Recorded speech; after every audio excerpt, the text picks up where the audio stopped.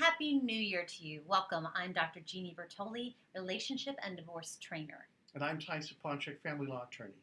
We'd like to start your new year out by giving you some new communication skills for the new year. And I'm going to start out by telling you one of the biggest mistakes I see in my practice is people not being intentional in their conversations, that they are reactive. We're emotional beings. And when we're mad about something or sad about something, we tend to speak from that place. But it's not very productive. So I'm going to ask you, first tip is to take that one step back, take a deep breath, and ask yourself, what do I want to get out of this conversation? Ask that and answer it prior to entering the conversation, and you will have a different conversation. Another way to have a different conversation, second tip, is to get off your own perspective. Try to put yourself in their position, see what they're feeling. Most people, when they're talking, they're only feeling their own emotions, not getting any account or regard for the emotions of the other party, and it can make a big difference to put yourself in their place. Right. So what Ty's talking about is seeing the other person's perspective, and in the third tip, it's about the collaboration. So my tip is to go into the conversation with one thought in mind. How can I make this work for both of us? You have your desires and needs, your partner's desires and needs, but the only solutions that should be acceptable to you as you enter that conversation is where those cross over, the subset of solutions where both of your needs are met. So go into the conversation, go in with the perspective of how can we make this work for both of us? How can I make this work for both of us? Great tip. Next one is try to follow the 80-20 rule. Listen 80% of the time, talk 20% of the time. In the conversation, the other person should be talking. If they're not communicating. If you're talking, they're not communicating, they're not being heard. So try to see if you can practice that. While we're on listening, another tip is to go in with an attitude of curiosity. So many times, again, when we're triggered, we go in with judgment.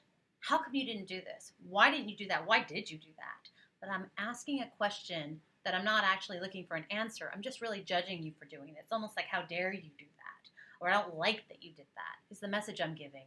And instead, the tip is to go in with an attitude of curiosity. Why did you do that? And maybe you ask yourself, am I actually curious about the answer to that, right? Do I really want to know? Why didn't the trash get taken out last night? Or do I really want to say, I just don't like that you didn't take the trash out? You can say either one of those and that's fine, but ask the question with an attitude of curiosity if you actually want to know. Next tip. If you hear someone repeat themselves, if they say something twice, it's because they didn't feel heard. If they say it again, they repeat themselves like I'm doing just now, it's because they didn't feel heard.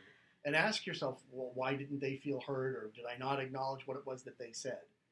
So an example of someone repeating and repeating happened to me just last night in session, where the wife was saying to her husband, she was stating a complaint, she was stating something that she thought that he wasn't doing, and she stated it once, and then 5 minutes later she stated it again, and then by the third time I asked the husband, because they've been working with me for a while, so what do you think it means that she's repeated this 3 times? And he said she didn't feel like I heard her. So he knew exactly what to do, and that is this, to summarize it back to her, to just say to her, so what I heard you saying is that you're upset that you didn't think that I did this. It doesn't matter whether he agreed with her or not. It just matters that she feels heard, because we all want to feel heard. We all want to feel understood. We all want to feel like we matter to our partners. So that starts with that listening, that very basic, what I heard you saying is. Ty was giving this example, if you don't mind going into it, about men and how he is in his relationship.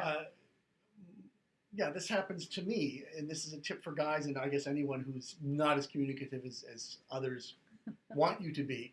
My wife will say something to me that's not a question, doesn't require a response, and I heard her, and I'll acknowledge in my head that she said that, and then she'll say, "Did you hear what I said?" I go, "Well, yeah, I heard." "Why didn't you say anything?" It would be better if I did, and it's a skill I'm working on. And so when you're having an important conversation and someone says something, acknowledge it. Oh, or interesting, or just instead of your head. I have these, I talk in my head all the time, and the weird thing is my wife can't hear it. What I love about Ty's example is when he said it didn't necessitate a response. Apparently it did. That's the thing. If there was not a response necessary, I didn't say anything. But there's just that simple acknowledgement of, oh, that seems like a good idea, or oh, something. Somehow acknowledge So the that you tip heard. is, when it doesn't require a response, it probably does. Respond anyway. Okay, I'm going to give you another tip here, actually my last tip, which is to state what you do want. We are often, in our conversations, we're quick to be offended. We're quick to feel criticism in tones of voices, in the words that are spoken. So this is a kind of a shift from complaining to stating what you do want. And it's a shift, basically a new way of communicating that I think works amazing.